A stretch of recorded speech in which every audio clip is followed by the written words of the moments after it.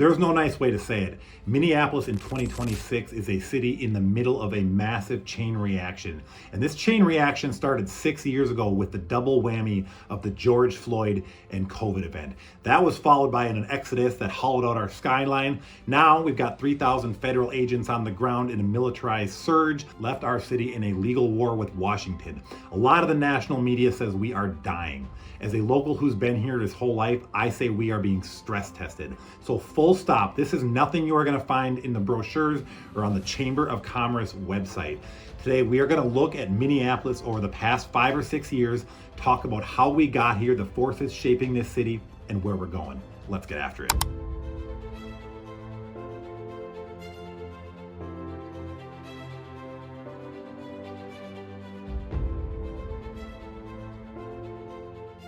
To understand present-day Minneapolis here in January of 2026, you have to have a little bit of historical context. So we're going to rewind quickly back to 2020. In 2020, the whole country and the whole world had this lovely thing called COVID happen. I'm sure you're familiar with that. Minneapolis got its own special little event as well along with that. We had our first case of COVID here in March. I was at the dog park when I remember hearing it on the radio. A couple months later, we got another event. We got the George Floyd event. And this video is not about the George Floyd event, but that event was unique to Minnesota, obviously highly unique to Minneapolis, and its impact was massive and profound, equally as impactful to this city as was COVID. The combination of COVID and George Floyd created an immediate and significant vacuum in the urban core of Minneapolis. Other cities, you guys were out there practicing and getting comfortable with social distancing. We were doing social distancing while we were simultaneously boarding up property, protecting against riots, dealing with mass civil unrest, loss of faith in the police department, a political divide. It was very damaging. It left both very much a psychological and a physical scar on our city, and some of our most vibrant and densest neighborhoods are still showing the effects of those events. It changed where people felt safe, it changed where people wanted to work, and ultimately it changed where people wanted to invest in their lives. We're just getting warmed up though, however. Fast forward that timeline around to 2022 up to about 2025, and in comes the Feeding Our Future scandal breaking. This was a $250 million theft of federal COVID relief funds that were meant to feed hungry children. It was basically a smash and grab that exploited the chaos of the pandemic and once again landed our great state and city in national headlines for all the wrong reasons. It didn't stop there. As we moved into 2024 and into 2025, we saw more fraud. We saw the emergence of systemic daycare and Medicaid fraud. Again, not a one-time event. This instead was a multi-billion-dollar leak in our state's oversight involving phantom childcare clinics billing for services that never happened. Impacts of that are massive, leading from distrust to state leadership, fracturing along political lines, major impact on societal divides. That brings us up to the present of about January 2026, which is when I am making this video. And anyone who's turned on the news knows that Minneapolis in particular, we are currently living through Operation Metro Surge. As of this week, there are thousands of federal agents on the ground here in Minnesota, specifically in Minneapolis. This is the largest immigration and federal enforcement operation in the history of the Department of Homeland Security. And yes, I'm not going to say its presence is inescapable. To me, that's a bit true. That's personally for me a bit too dramatic, but its presence is certainly noticeable. And it's obviously changing how people feel that live here. I can tell you that just from someone on the ground. Those are the events that are shaping the feel and the vibe here in Minneapolis. Starting back in 2020, the double whammy of COVID, George Floyd, moving up through various fraud scandals, and currently the immigration enforcement actions. So, how did these series of crises, starting back in 2020 to the federal surge in enforcement of immigration that we see today, how is that changing the landscape of the city? The impact is not just a feeling. I can tell you the impact goes far beyond just the headlines that you read. It is visible in the skylines downtown, shifting energy of our retail districts, the massive structural changes of how this city functions. So to see where we are going, we're going to look at the actual damage or result of these forces, talk about that, and take a look at where Minneapolis is headed as a result. My name is Chris, by the way. I will be your tour guide on this tour of doom and gloom of Minneapolis. I have been here through all of this over the past 5 or 6 years and the 40 years before that, so I understand the city very well. Myself, business partner Trevor, our team, we help people make a move here all the time. Our contact information is all right here. It's also down below. If you have questions, comments, or sarcasm, or we can help you, don't be afraid to reach out. Let's get back to our video. The first force I'm going to talk about is going to be the economic hollow out, and we're going to start here by talking about the Minneapolis skyline because it's no more pronounced than downtown Minneapolis. So as of January 2026, the downtown office vacancy rate for Minneapolis is sitting at almost 31%. That is a historic high, and that is a number the city of Minneapolis, I will tell you, hates and is working fast to correct. There is no better example, this one made the national news, there is no better example of this than the Ameriprise Financial Center. This is a 31-story skyscraper on the skyline of Minneapolis, and check this out and get ready for your jaw to hit the floor, my friends. In 2016, the Ameriprise Financial Center sold for $200 million. Seems about, I'm not a building salesman, but that feels about right for a skyscraper, 200 million bucks. Check this out. Last year, that same building sold for $6.25 million. My friends, that is a 97% drop in valuation. And here's the take-home message. When the commercial tax base craters out like that, the tax burden doesn't just go away with it, rather it shifts. That tax burden then shifts much more on to homeowners and property owners.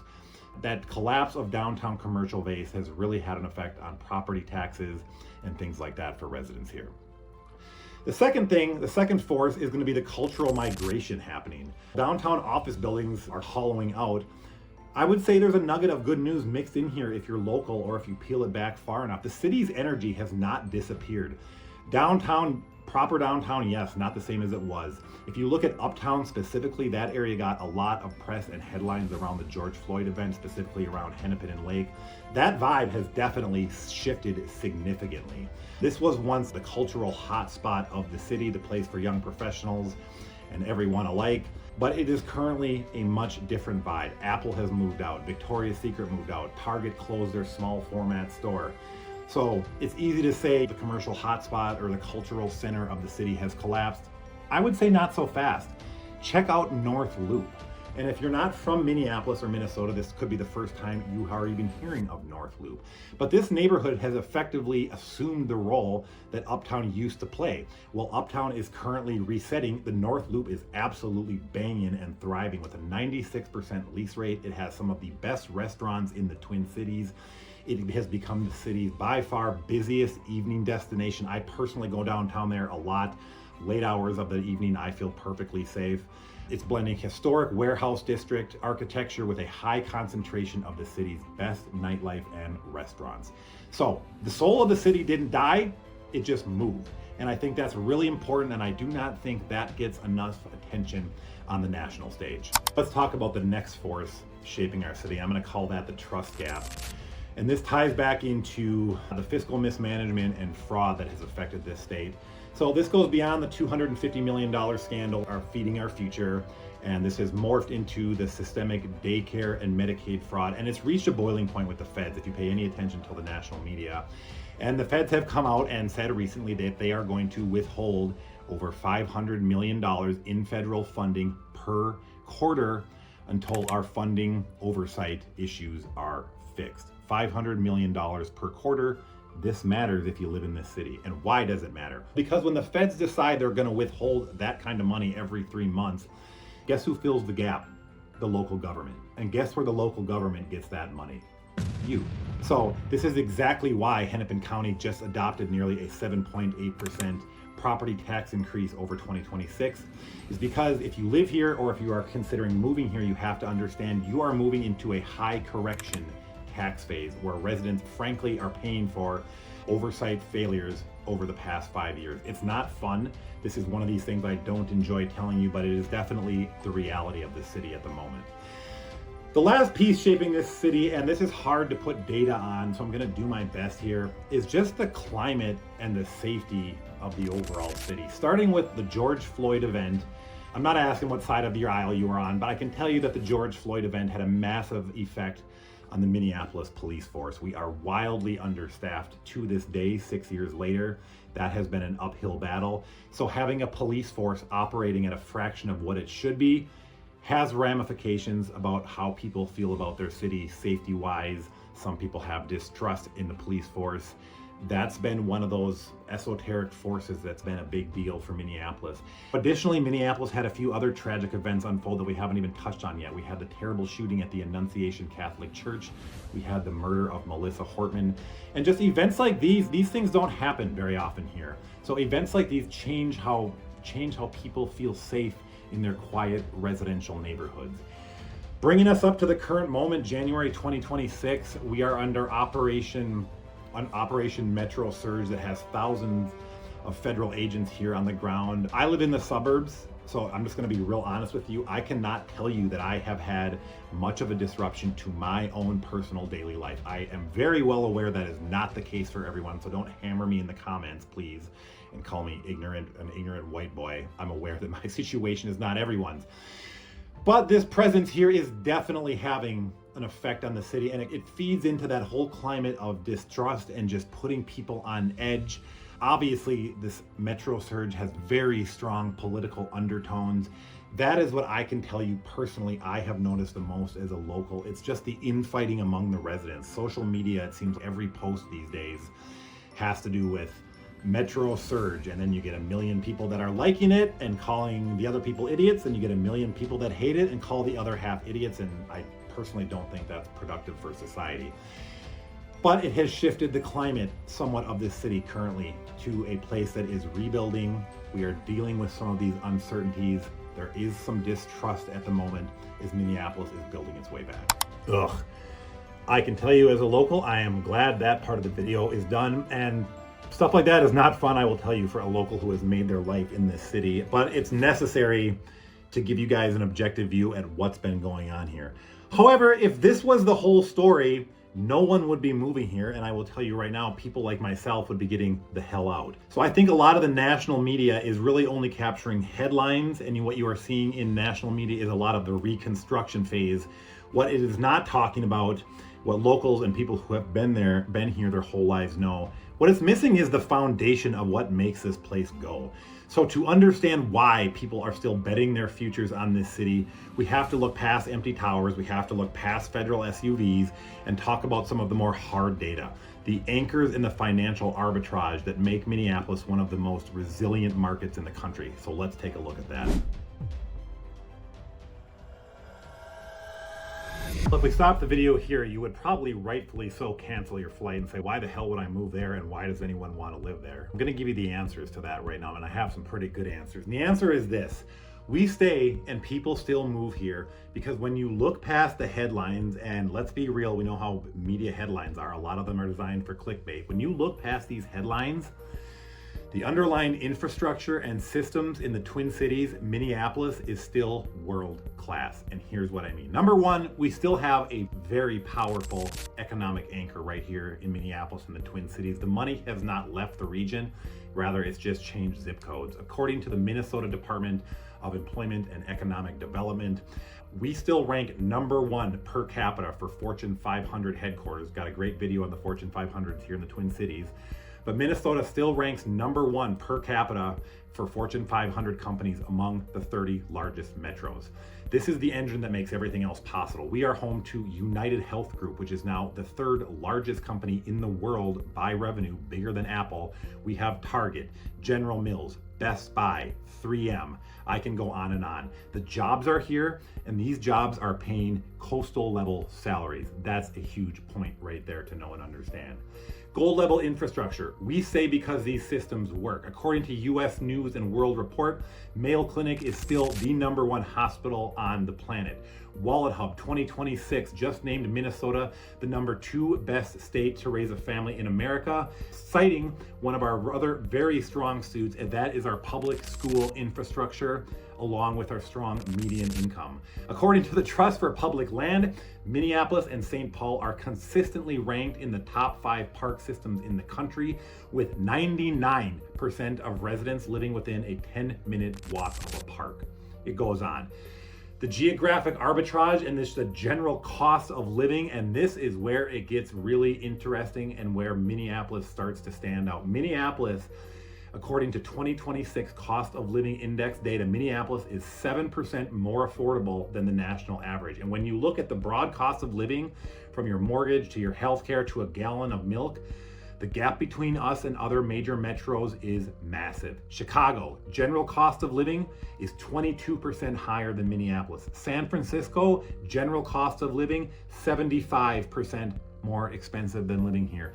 New York City, Manhattan, most extreme, the general cost of living in New York City is 122% higher than here in Minneapolis. So think about it. If you are living in a place like New York City, you are paying more than double for the same unit of life you get here. So Minneapolis provides an opportunity to really hack your lifestyle, keeping that Fortune 500 career, but paying 7% less than the national average for what is otherwise a very world-class life when you factor in the education, the medical, park systems, and some of these other things where Minneapolis and Minnesota still absolutely crush it. Well, where does this leave us? Where exactly is Minneapolis headed? You know, I've talked to you and shown you a lot of the negative stuff, so hopefully you can see at this point, if you're looking for a rah-rah cheerleader that's gonna just tell you a bunch of BS about Minneapolis, I am not your guy. However, as a local, I see a city, I think what Minneapolis is really going through is a period, and here's the key word, forced adaptation. We've had a number of events occur in the past 5 to 6 years that have been very uncomfortable for us as a city and a community, and the result is it is forcing us to blaze a new way forward. Part of this, what we are seeing is a residential first urbanism. What does that mean? Well, what we are seeing is a record-breaking office to residential conversion, over 1,800 units currently in the pipeline downtown, because frankly, the city can no longer allow these huge office spaces to sit vacant. And we already have a proven example of this working super well in the form of North Loop. North Loop in downtown Minneapolis has shown if you build the city for residents instead of commuters, you win and the energy returns. And I just want to hammer on that again, because you folks that are not from around here, I see the same headlines you do. You see this beaten down areas of Uptown and national media. And to be honest, a lot of that footage, guys, is 5 or 6 years old from the George Floyd event. What they are not showing you North Loop and how bustling that is, the fantastic restaurants, the nightlife, the music scene, how many people are out there all hours of the day, the arts. It is a complete and wildly different picture from much of what you see in the national media. History tells us Minnesotans have been here before. We are a resilient bunch. We survived the 1934 Teamsters strike, also known as Bloody Friday, turned our streets into a war zone. Minneapolis survived the complete collapse of the flour milling industry in the 1960s. And each time, none of these things were things we asked for or wanted, but they were things that forced us to adapt. And each time, the old model of Minneapolis had to die so the new one could be born. And we're seeing evidence of that now and already.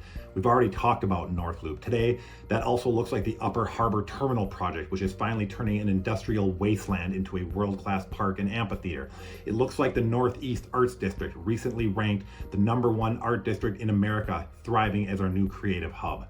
So, Minneapolis in 2026 is for the resilient. It is for people who understand the arbitrage and are willing to navigate a city that is currently under construction. And yes, so as we start winding this video down, number one, my friends from across the nation, let me know in the comments, what do you see the media portrayed as nationally in Minneapolis? I am really curious to hear how the rest of the country thinks and looks at us at the moment. I'm a little bit scared, but I'm also very curious. You know, a local perspective, I find myself wanting to give you my experience in the whole local perspective, and it's really hard to pin this down, you know, with a nice soundbite. So I'll share just a few things that I personally have noticed. Number one, I do not live in Minneapolis proper. I live in one of the suburbs.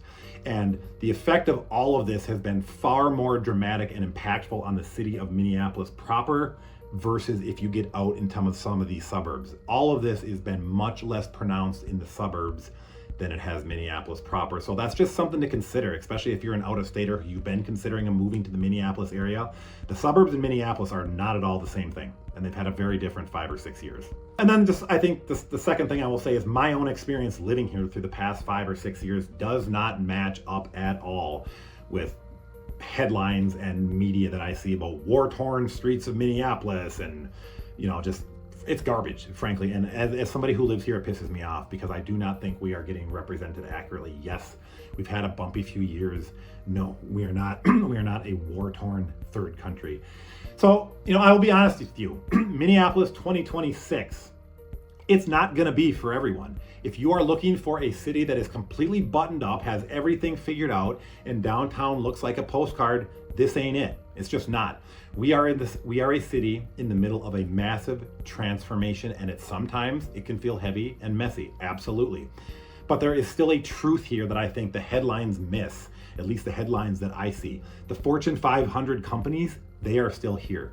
That world-class healthcare, it's still here. Some of the best school districts and an incredibly strong education system, they are still here. One of the best park systems in America, it is still here. Most importantly, the people investing and rebuilding these communities, they are still here, rebuilding and investing. When you look at the total package, the arbitrage, the ability to keep a coastal level lifestyle and career while paying 7% less than the national average to live, you realize immediately that Minneapolis is still one of the strongest value plays in the country. We have survived the collapse of industries before. So I'm gonna end the video this way. If you are the kind of person who sees a city under construction as an opportunity instead of an obstacle, then I will see you at the lake. Thank you for watching. I would truly love to hear what you guys think about our city. Drop me below. Questions, comments, sarcasm, contact information is all right here. My name is Chris. We'll see you on the next video.